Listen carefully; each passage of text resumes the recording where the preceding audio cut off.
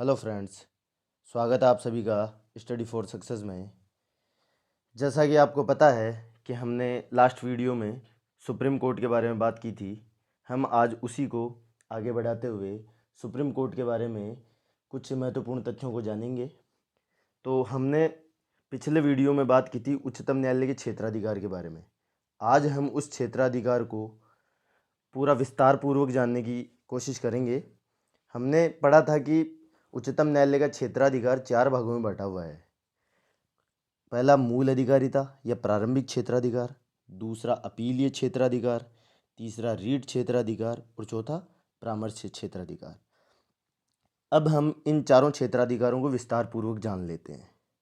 पहला है प्रारंभिक क्षेत्राधिकार या मूल क्षेत्राधिकार।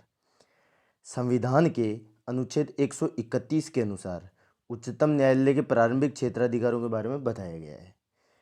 इसके तहत उच्चतम न्यायालय को कुछ मामलों की सुनवाई का आत्यांतिक अधिकार दिया गया है। अब आत्यांतिक अधिकार क्या होता है, इसके बारे में जान लेते हैं। इसके तहत वे मामले आते हैं जिनकी सुनवाई का अधिकार सिर्फ उच्चतम न्यायालय को होता है। अर्थात ना तो उच्च न्यायालय को ना सेशन कोर्ट को किसी को अधिकार नहीं होता, सिर्फ उच्चतम न्यायालय को होता है। ऐसे कौन से मामले हैं उनके बारे में जान लेते हैं। ऐसे मामले यथा भारत सरकार तथा एक या एक से अधिक राज्यों के मध्य विवाद का कोई मामला है तो वो आत्यांतिक मामलों में आता है, तथा 2 या 2 से अधिक राज्यों के मध्य विवाद की सुनवाई सिर्फ उच्चतम न्यायालय करता है। इसमें उच्च न्यायालय का कोई रोल नहीं है, सिर्फ उच्चतम न्यायालय ही इसकी सुनवाई करेगा। इसके अलावा ऐसे विवाद जहां भारत सरकार तथा एक या एक से अधिक राज्य एक तरफ और एक या अधिक राज्य दूसरी तरफ हो तो ऐसे विवाद का भी मुकदमा सिर्फ सुप्रीम कोर्ट ही देखेगा। दूसरी हम बात करते हैं अपीलीय क्षेत्राधिकार के बारे में। संविधान के अनुच्छेद 132 के अनुसार सर्वोच्च न्यायालय भारत का अंतिम अपीलीय न्यायालय है। इसे सभी उच्च न्यायालयों के निर्णय के विरुद्ध अपील सुनने का अधिकार है। अर्थात मतलब अंतिम अपीलीय न्यायालय, इसके उच्च न्यायालय के बाद में अंतिम अपीलीय न्यायालय सिर्फ उच्चतम न्यायालय ही है। इसके अलावा अंतिम अपील आप कहीं नहीं कर सकते और इसे सभी उच्च न्यायालयों के विरुद्ध अपील सुनने का अधिकार होता है। अगर आपका कोई मुकदमा उच्च न्यायालय के अंदर अगर खारिज हुआ है तो आपको सुप्रीम कोर्ट में जाने की शक्ति है, आप अपना मुकदमा वहाँ सुना सकते हैं। अब हम बात करते हैं रिट क्षेत्राधिकार के बारे में। अनुच्छेद 32 के अनुसार उच्च न्यायालय को 5 प्रकार की रिट जारी की जाती है। पहली है बंदी प्रत्यक्षीकरण, दूसरी परमादेश, तीसरी प्रतिषेध, उत्प्रेषण और अधिकार परीक्षा। ये 5 प्रकार की रिट होती है। इन रिट के बारे में हम आगे मूल अधिकार पढ़ेंगे तब विस्तार पूर्वक जानेंगे। और चौथा और अंतिम क्षेत्राधिकार होता है परामर्शी क्षेत्राधिकार। परामर्शी क्षेत्राधिकार से तात्पर्य है कि संविधान में वर्णित अनुच्छेद 143 के तहत उच्चतम न्यायालय को परामर्श संबंधी क्षेत्राधिकार प्रदान किए गए हैं। इसके तहत उच्चतम न्यायालय के द्वारा राष्ट्रपति को परामर्श दिया जाता है, परंतु दोनों एक दूसरे के प्रति बाध्य नहीं है इसे मानने के लिए। ना तो राष्ट्रपति बाध्य होता है कि आप अगर सुप्रीम कोर्ट से परामर्श लेते हो तो इसे माने, और ना ही उच्चतम न्यायालय बाध्य होता है। अब हम परीक्षा की दृष्टि से कुछ महत्वपूर्ण तथ्यों पर चर्चा करते हैं।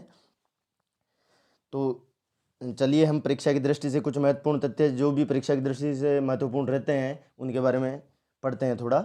भारत के प्रथम मुख्य न्यायाधीश हीरालाल जी कानिया थे। ये भारत के प्रथम उच्च न्यायालय के प्रथम मुख्य न्यायाधीश रहे थे। इन्होंने अपना पदभार संभाला था 26 जनवरी 1950 से 1950 से लेके 6 नवंबर 1951 तक, ये लगभग 2 साल तक मुख्य न्यायाधीश के पद पर रहे थे। अब हम पढ़ते हैं भारत के एकमात्र मुख्य न्यायाधीश जिन्होंने कार्यवाहक राष्ट्रपति का पदभार भी ग्रहण किया था, ये मोहम्मद हिदायतुल्लाह थे। ये क्वेश्चन बहुत बार परीक्षा में पूछा भी जा चुका है। ये 11वें मुख्य न्यायाधीश थे। तथा अब हम आगे चलते हैं। भारत के मुख्य न्यायाधीश के रूप में सबसे लंबी अवधि तक 7 वर्ष 4 माह और 20 दिन तक कार्य करने वाले न्यायाधीश YV चंद्रचूड़ हैं।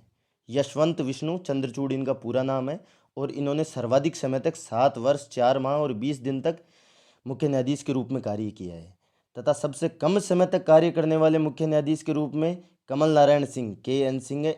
इन्होंने मात्र 18 दिन मुख्य न्यायाधीश के रूप में कार्य किया है। न्यायमूर्ति फातिमा बीवी उच्चतम न्यायालय की प्रथम महिला न्यायाधीश थी। ध्यान रहे, उच्चतम न्यायालय की प्रथम महिला न्यायाधीश थी ये। अभी तक कोई भी उच्चतम न्यायालय में महिला ने मुख्य न्यायाधीश का पद ग्रहण नहीं किया है। भारत के प्रथम दलित मुख्य न्यायाधीश के.जी. बालकृष्ण थे, जो कि 37वें मुख्य न्यायाधीश थे। 38वें मुख्य न्यायाधीश H.S. कपाड़िया स्वतंत्र भारत में जन्म लेने वाले भारत के प्रथम न्यायाधीश थे।